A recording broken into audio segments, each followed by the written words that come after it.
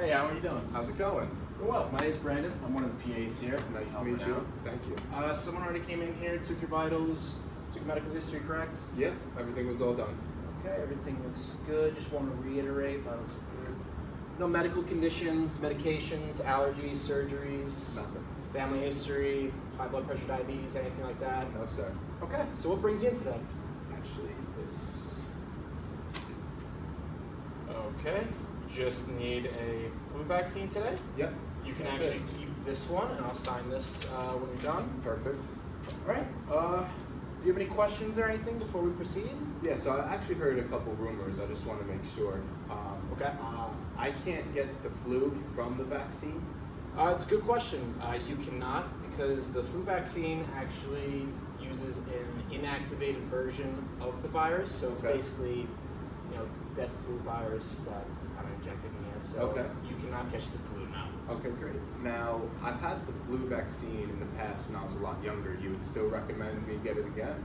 Yeah, so common question. Unfortunately, you can catch the flu again even after being vaccinated in the year prior because the flu itself, the reason we haven't been able to eradicate it after all this time, it's a pretty common thing. It changes and evolves so quickly that we're unable to kind of keep up with it. So these vaccines are actually our best guess at which strains are going to be predominant in the season. So we would recommend getting the newest one every season, correct? Okay, and I mean, you can tell from my file and my chart there that I'm a pretty healthy individual. Very much so. You Yep. would still recommend me get the flu vaccine? Yeah, so it's recommended for healthy people for the benefit of yourself, and also we want to achieve this thing called herd immunity. Okay. So by vaccinating as many people as we can in the community, we could help those who aren't as healthy as you, those who are immunocompromised, meaning the same thing, they're not able to fight off the disease as much as you would be able to.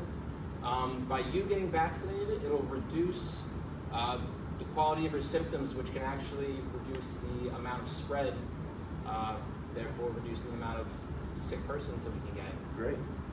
All right. I mean, it's already mid-November. Would you say it's too late for me to get the flu vaccine? No, not at all, actually. So the flu typically peaks anywhere from October to December, but we've seen it go very far into even May, so it's not too late. All right. And after you administer my vaccine, that means I'm good, right? I can't get the flu?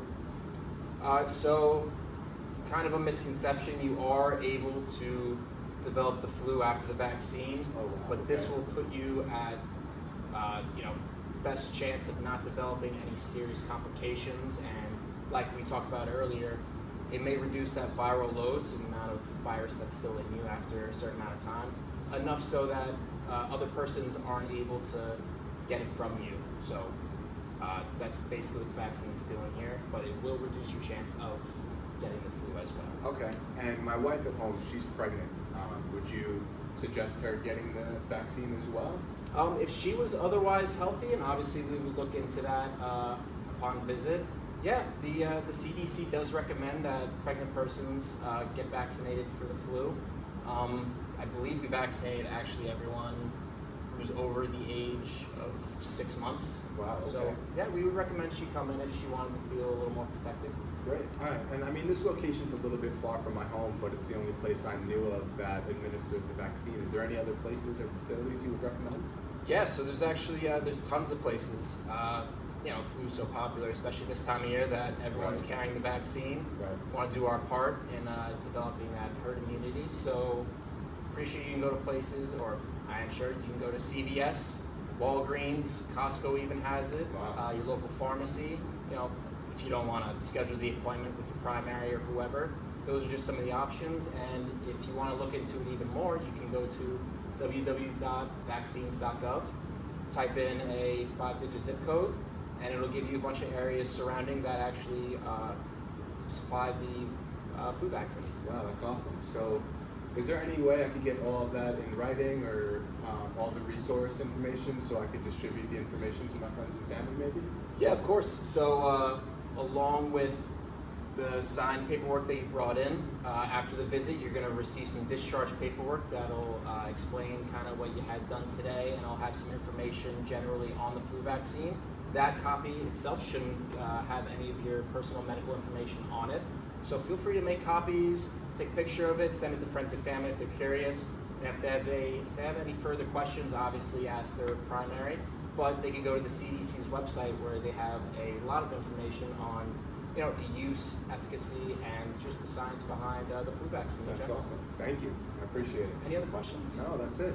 Okay, I'm gonna snag the vaccine in a moment in the other room. Where did you wanna? Oh, right. Sorry. Oh no. Which arm? I'm sorry. Oh, sorry. It's been a while. I got a little excited. No. We don't do that anymore. Okay. I'll be back. Left arm's okay. Sorry about that. Okay. Embarrassing.